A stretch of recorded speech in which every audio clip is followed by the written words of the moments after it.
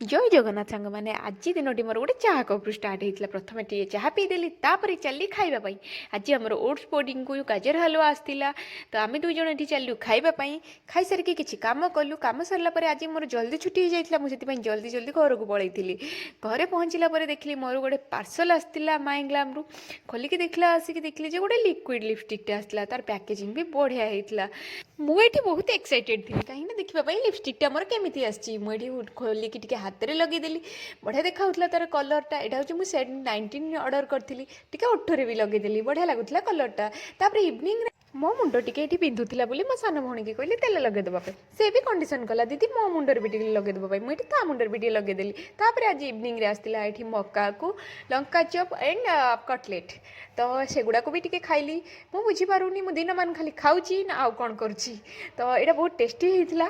तो जदि आपको वीडियो भल लगे लाइक कमेंट